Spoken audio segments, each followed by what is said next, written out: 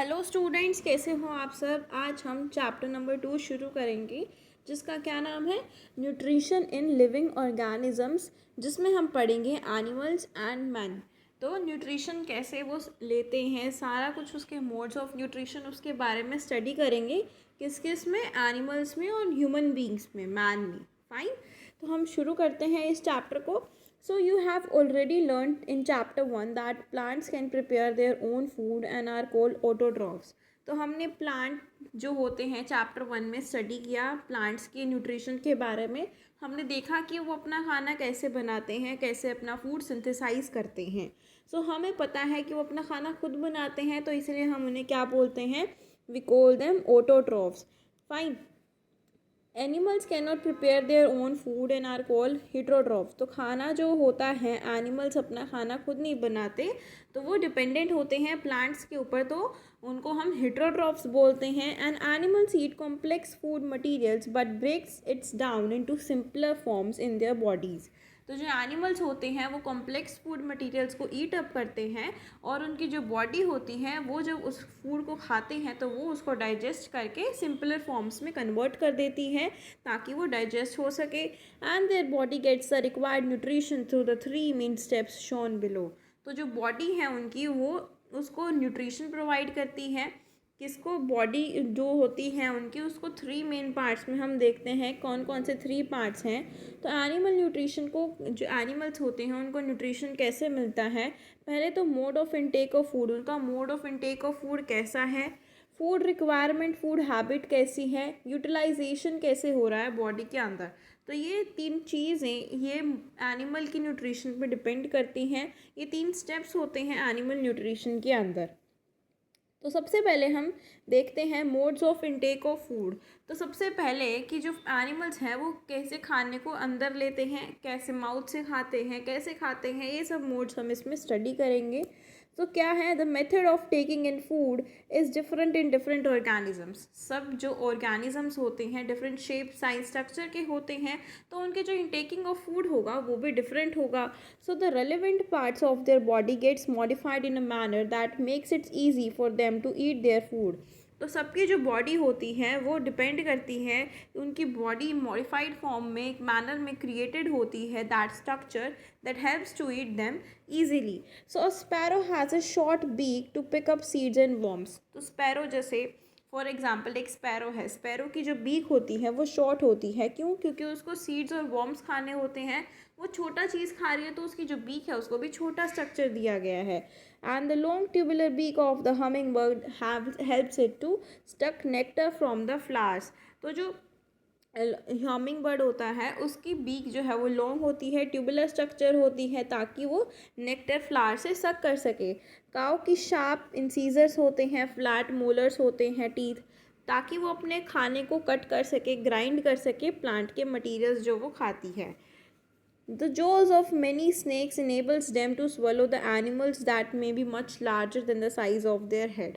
तो जो स्नेक होते हैं वो क्या करते हैं, उनके जो होते हैं जो वो बड़े होते हैं ताकि वो उस चीज़ को स्वेलो कर सके, उस एनिमल को, ताकि वो जो उनसे भी बड़े हों साइज़ में। तो अब हम पढ़ते हैं फूड हैबिट्स ऑफ एनिमल्स, जो उनकी हैबिट्स हैं उसके बारे में स्टडी करेंगे। So on the basis of their food habits animals have been categorised into 3 different categories.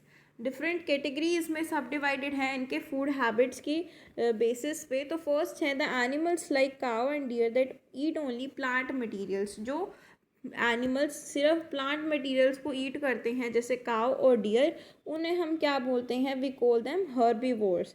जो एनिमल्स जैसे कि लायन, टाइगर, जो ओनली अदर एनिमल्स को ईट अप करते हैं, उनको हम बोलते हैं कार्निवोर्स। और जो एनिमल्स जैसे बियर, ह्यूमन बींग्स, जो एनिमल्स और प्लांट मटेरियल्स दोनों को ईट करते हैं, उनको हम बोलते हैं ओमनीवोर्स। फाइन। अब हम देखते हैं हमारा next topic, that is modes of nutrition, जो हमारा मेन टॉपिक है इस चैप्टर का। It is their food that provides animals their required nutrition. तो ये फूड जो हम खाते हैं उससे हमें न्यूट्रिशन मिलता है, न्यूट्रिएंट्स मिलते हैं। So as we have mentioned in the previous chapter, the nutrition requirements of heterotrophs, that is heterotrophic nutrition, are met by them in 3 different ways. तो जो हेटरोट्रॉफ्स होते हैं उसकी जो न्यूट्रिशन की रिक्वायरमेंट्स होती है वो 3 डिफरेंट वेज में होती है, क्योंकि उनके 3 मोड्स ऑफ न्यूट्रिशन होते हैं। They have different types of modes of nutrition. तो सबसे पहला होता है saprotrophic modes of nutrition, second is parasitic nutrition and third is holozoic nutrition. तो इसके बारे में वन बाय वन डिटेल में देखते हैं what is saying in this, that we have already learned in the previous chapter that the mode of nutrition in which an organism obtains its nutrients from dead and decaying plant and animal matter. तो हमने पिछले chapter में भी saprotrophic mode of nutrition के बारे में study किया था। हमने पढ़ा था कि जो सेप्रोट्रॉफिक मोड ऑफ न्यूट्रिशन होते हैं, जैसे सेप्रोट्रॉफ्स जो होते हैं जो इस न्यूट्रिशन को शो करते हैं, वो किस पे फीड करते हैं? They feed on dead and decaying plant matter.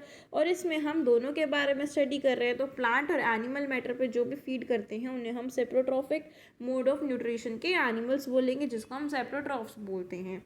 So such an organism secretes enzymes outside, digests the organic food and absorbs the soluble organic compounds।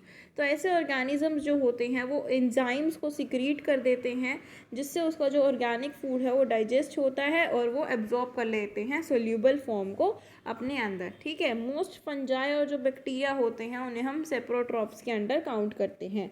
Next हमारा न्यूट्रिशन टाइप है that is parasitic nutrition. Parasitic nutrition में क्या होता है? The mode of nutrition in which organism known as parasite obtains food from other living organism. जो mode of nutrition है जिसमें एक ऑर्गेनिज्म अपना खाना दूसरे से डिराइव करता है, एज जिससे वो डिराइव करता है वो होस्ट होता है, और जो वो कर रहा है जो करता है उसे derive that is known as a parasite. तो अब दूसरे की बॉडी पे रहता है, होस्ट की बॉडी पे रहता है और उसी से खाना डिराइव करता है, तो उसे हम बोलते हैं parasitic mode of nutrition. So parasites में लिव ऑन और in the body of another living organism. तो पैरासाइट्स जो होते हैं वो बॉडी के अंदर भी रह सकते हैं और बॉडी के ऊपर भी रह सकते हैं।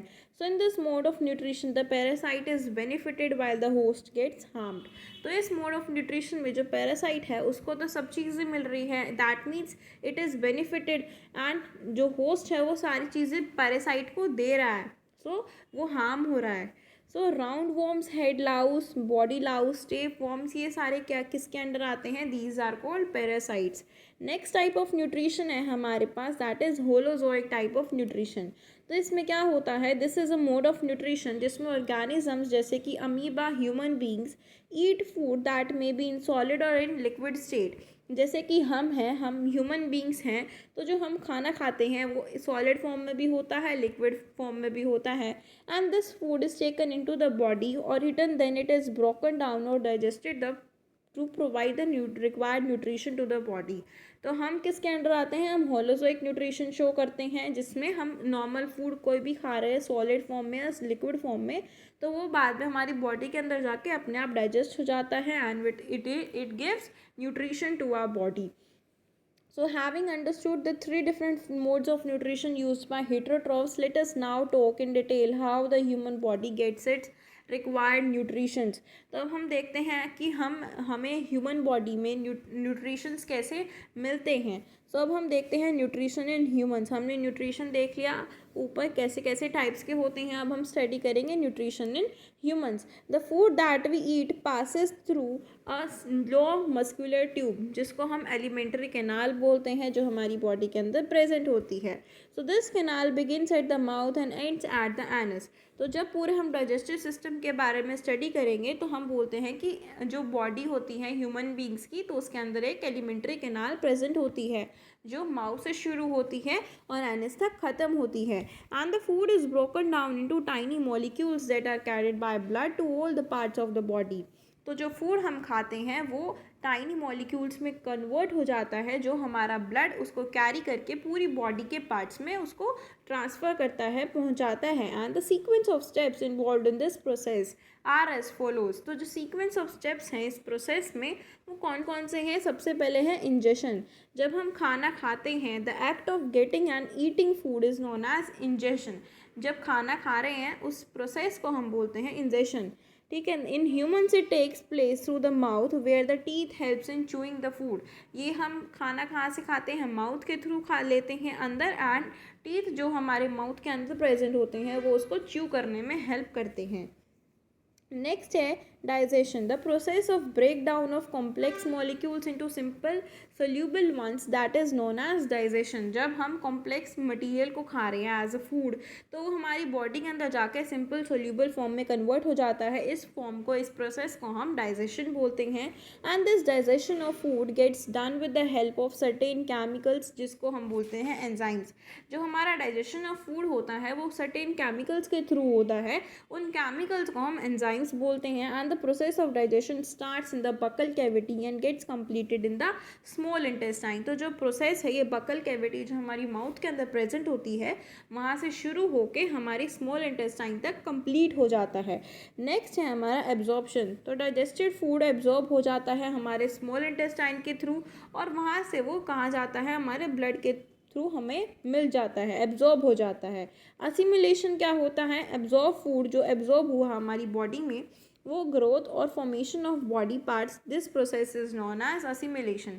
जो एब्जॉर्ब फूड है, हमने उसको एब्जॉर्ब कर लिया, वो अब हमारी ग्रोथ के लिए, फॉर्मेशन ऑफ बॉडी पार्ट्स में हेल्प कर रहा है. तो this process is known as assimilation. Next है इजेशन. इजेशन में क्या होता है? The elimination of undigested food from the alimentary canal.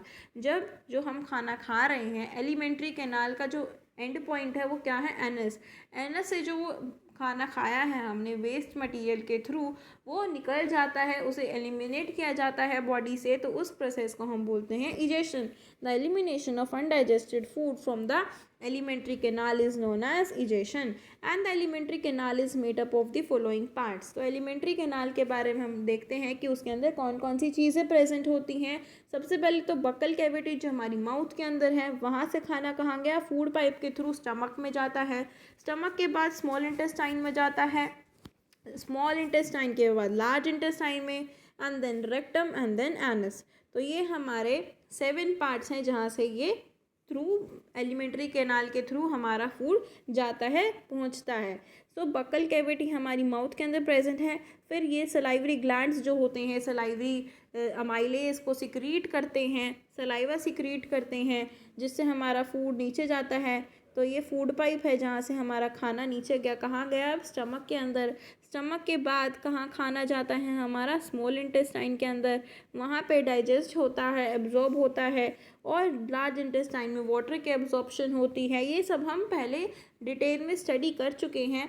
बाद में खाना कहाँ जाता है? रेक्टम में जो वेस्ट मटेरियल होता है वहाँ स्टोरेज के लिए चला जाता है. बाद में एनएस के थ्रू एक होल ओपनिंग होती है, वहाँ से एलिमिनेशन हो जाता है. तो ये हमारा ह्यूमन डाइजेस्टिव सिस्टम है. Besides these parts there are number of glands associated with the alimentary canal. तो इस पार्ट्स के जो हमने ये 7 पार्ट्स ऊपर पढ़े, इनके अलावा भी बहुत सारे ग्लैंड्स प्रेजेंट होते हैं बॉडी के अंदर, जो एलिमेंट्री कैनाल के अंदर हेल्प करते हैं, डाइजेशन के प्रोसेस में हेल्प करते हैं. So which play their roles in the process of digestion of food.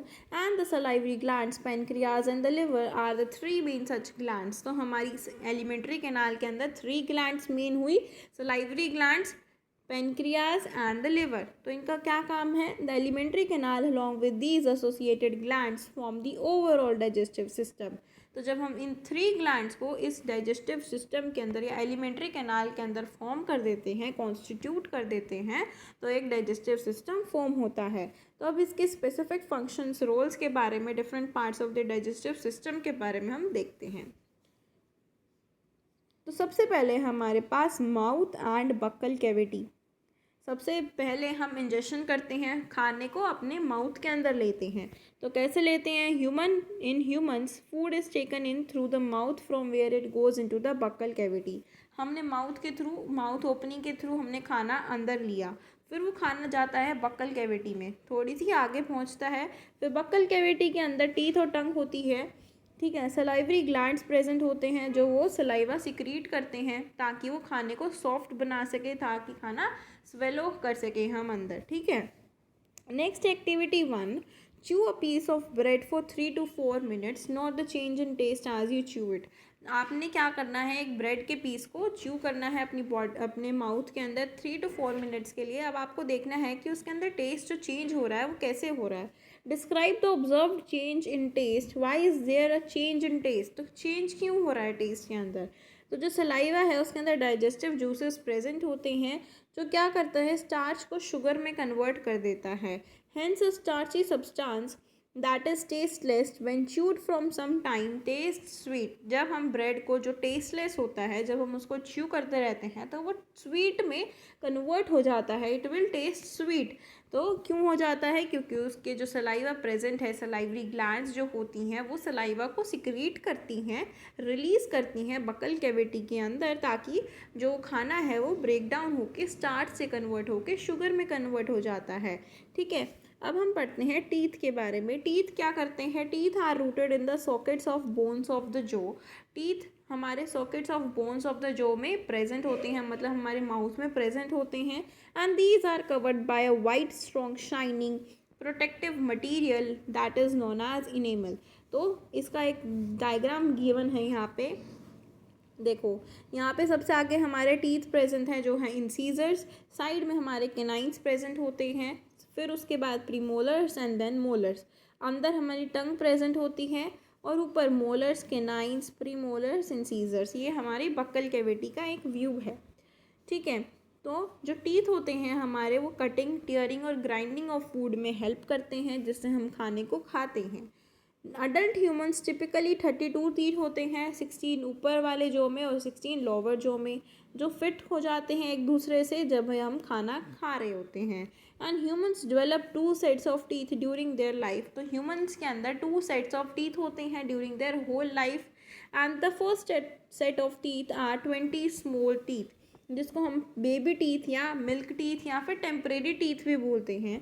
So they start appearing above the gum line when a baby is 6 or 7 months old. By the time a child is around 6 years old, and the second set of 32 larger teeth, जिसको हम permanent teeth बोलते हैं, वो आ जाते हैं और gums और उसको replace कर देते हैं। किसको replace कर देते हैं, milk teeth को replace करके आ जाते हैं। So humans have 4 different types of teeth that perform different functions. तो डिफरेंट हमारे फंक्शंस ये परफॉर्म करते हैं टीथ। इंसाइजर्स क्या करते हैं, cutting of food. Canines are used for tearing of food. Premolars are used for grinding of food and molars are used for grinding of food. ये सारे इसके फंक्शंस हैं डिफरेंट टीथ के। नेक्स्ट है, do you know, enamel is the hardest substance in the human body and covers the outer portion of the teeth. ये हमारा hardest substance होता है ह्यूमन बॉडी में और ये आउटर पोर्शन ऑफ टीथ में प्रेजेंट होता है। ये मिनरल सॉल्ट से मिलके बनता है, कैल्शियम और मैग्नीशियम, एंड कैराटीन एक प्रोटीन होता है। And it can withstand quite high pressure, मतलब ये हाई प्रेशर को भी सह सकता है। नेक्स्ट है द टंग।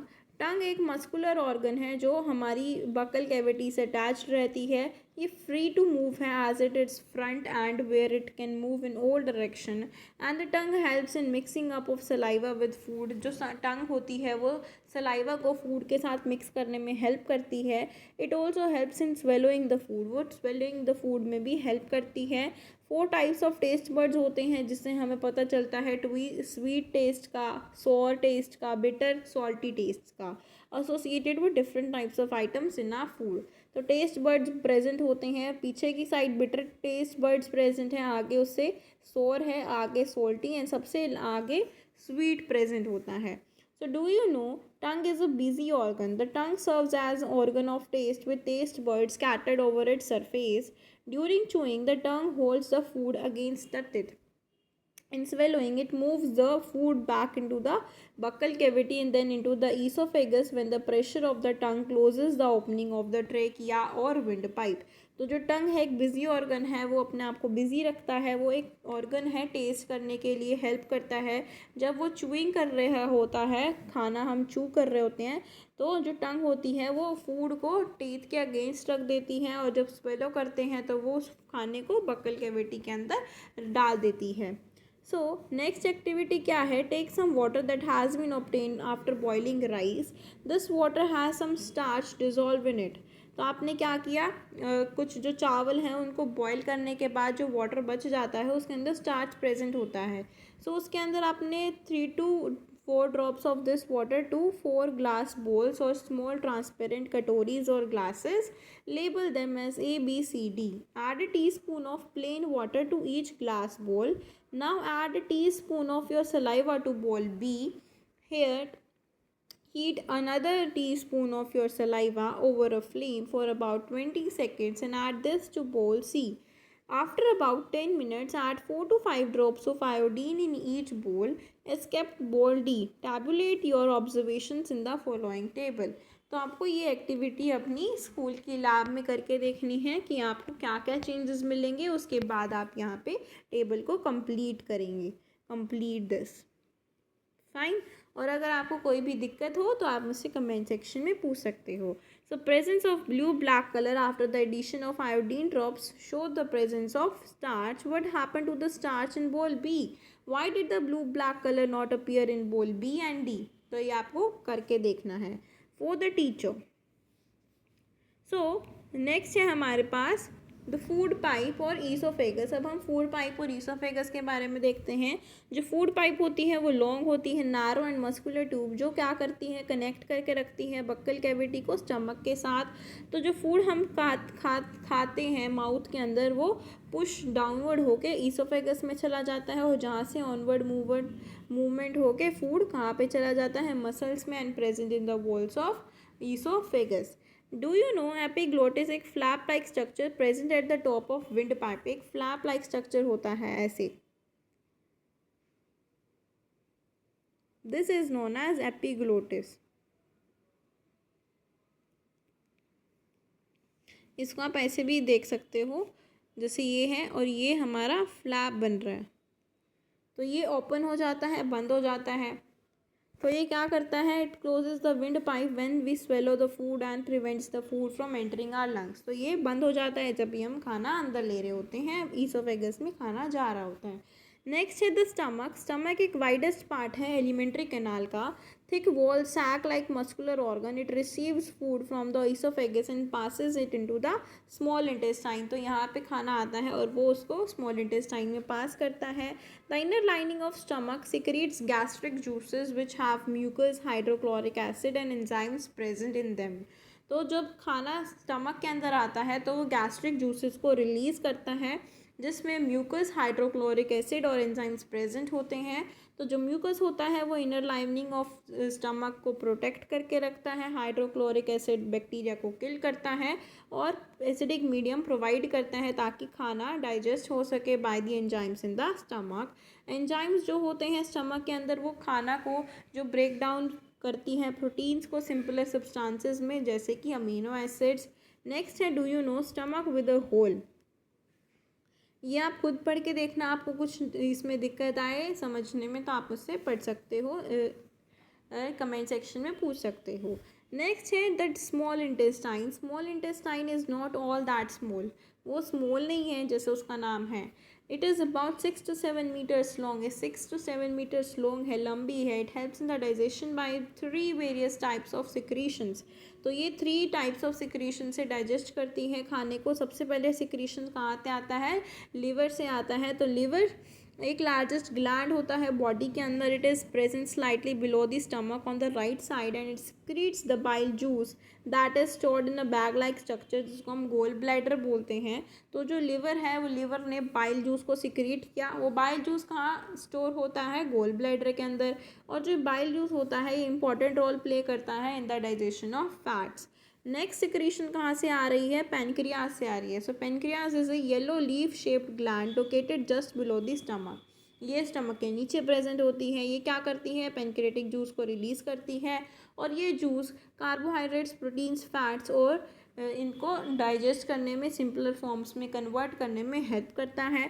अब सिक्रीशंस आ रही हैं स्मॉल इंटेस्टाइन के अंदर. तो inner wall of the small intestine itself has the intestinal juice present होता है. जो जूस होता है वो कार्बोहाइड्रेट्स, प्रोटीन्स और फैट्स को डाइजेस्ट करने में हेल्प करता है. The small intestine uses the bile, pancreatic and intestinal juices to complete the process of digestion of food in itself. Here, the carbohydrates are digested to simpler sugars like glucose, proteins are broken down to amino acids and fats are broken down into fatty acids and glycerol. तो जो carbohydrates हैं वो glucose में convert होता है और जो proteins है वो अमीनो एसिड्स में कन्वर्ट होते हैं. फैट्स, फैटी एसिड्स और ग्लिसरॉल में कन्वर्ट होता है. Absorption of digested food in the small intestine. अब जो इनर वॉल होता है स्मॉल इंटेस्टाइन का, एब्जॉर्ब करता है डाइजेस्टिव फूड को, तो उसके अंदर कुछ प्रोजेक्शंस प्रेजेंट होती हैं, फिंगर लाइक प्रोजेक्शन, जिसको हम विलाई बोलते हैं, that is known as villi. तो ये विलाई क्या करता है, villi increase the surface area of the absorption of the digested food. ये सरफेस एरिया को बढ़ा देता है ताकि ज़्यादा से ज़्यादा खाना एब्जॉर्ब किया जा सके। And this absorb food is pass to the blood vessels present in the villi. फिर ये जो एब्जॉर्ब फूड है वो ब्लड वेसल्स में पास किया जाता है, प्रेजेंट इन द विलाई, जो विलाई के अंदर प्रेजेंट होता है।